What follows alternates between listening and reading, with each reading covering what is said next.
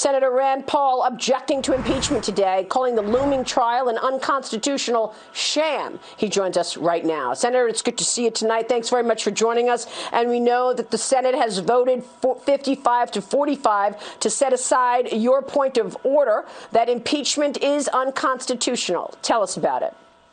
Well, we put forward a motion that said that basically you can't impeach a private individual. You can impeach a president, but this is why the Chief Justice didn't show up. If it was the president, the Chief Justice shows up. The fact that the Chief Justice wouldn't come and refused to come means that this is a private citizen, but the Constitution doesn't allow for impeachment of a private citizen.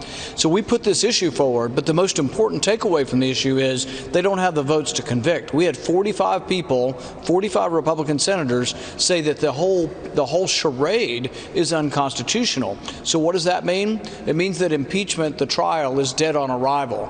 There will be a show, there will be a parade of partisanship, but the Democrats really will not be able to win. They will be able to play a partisan game that they wish to play. But it's all over. This shows that they don't have the votes to win, so they will just slog through this and they will try to punish Republicans. But that's all this has ever been about, not justice. It's about a partisan game where they don't want the election to be over. A partisan game, but is it also about stopping Donald Trump from doing anything in the future? I mean, the other day, Eric Swalwell said something like, we must ensure that Donald Trump can never do this again. I wonder if he told his Chinese spy girlfriend that before he told the rest of us. Here's the thing about this. They want to say that he incited violence because he said, go fight for your country, and he said, march peacefully and patriotically. So what I put forward in my arguments today were 3 instances where Democrat words appear to have incited violence.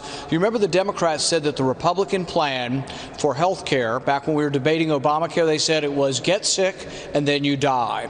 Well, can you imagine having a sick child that may be dying and you're told that the Republicans want your child to die? That sounds an incitement to violence. And guess what? One of Bernie Sanders' supporters came to the ball field, nearly killed Steve Scalise, wounded 3 or 4 others, shot one of the staff members 10 feet from me, and spewed 200 bullets and would have killed more had the police not stopped him. But nobody talked about impeaching Bernie Sanders. Maxine Waters has said, get up in their face. So has Cory Booker. Become a mob. We want you to mob them in restaurants and cause mayhem. That sounds like an incitement to violence, but nobody's talking about impeaching Maxine Waters. Nobody's talking about impeaching Bernie Sanders or Cory Booker for saying get up in their face. So it's a significant hypocrisy and double standard that they're putting forward, and they should be called out on it. We should not be shy about calling them out about their hypocrisy. By the way, let's not forget the summer of love in 2020, Senator, when we had Molotov cocktails being thrown in the faces of police, where we couldn't get anywhere near the chop zone in Seattle, and all small businesses in our big cities had to board up. I don't remember hearing a peep from any of your colleagues on the left in the summer of love.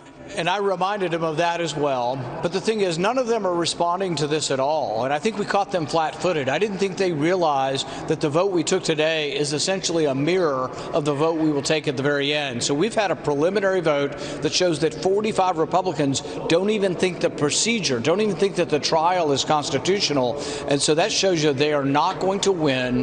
This is a partisan thing that they want to put forward, but I don't think it is even good for them.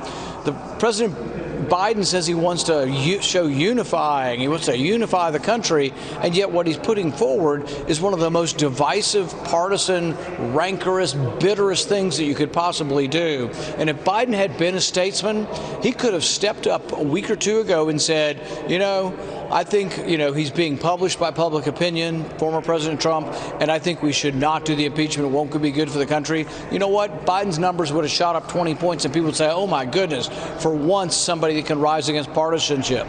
But Biden didn't show the strength of character to do that. He went along with the left-wing radicals, and he's going to go along with the impeachment. But it's a farce, and it's not constitutional, and it shows the double standard, because Democrats have had much hateful speech, much more specifically inciting violence, and nobody said a peep about it.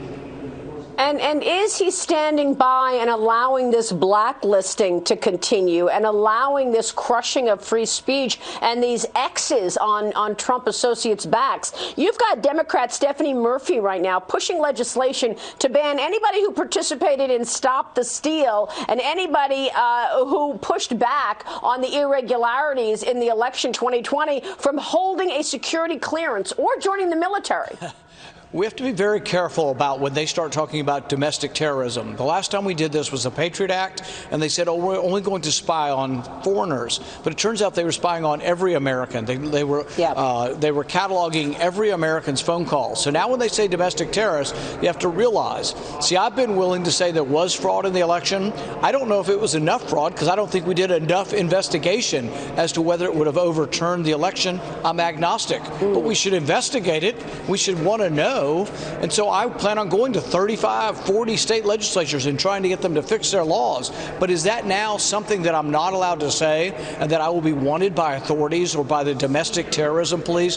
Because I might say, oh, my goodness, I think somebody might have stole the election. I think there might have been fraud. So is it not okay to have an opinion in our country anymore?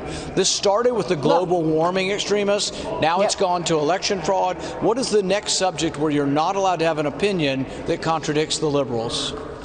Well, I can tell you right now, President Biden did another executive order today, and in that order, he is banning the term China virus. Have you ever heard anything so ridiculous and extraordinary? Meanwhile, I mean, seriously, this is happening.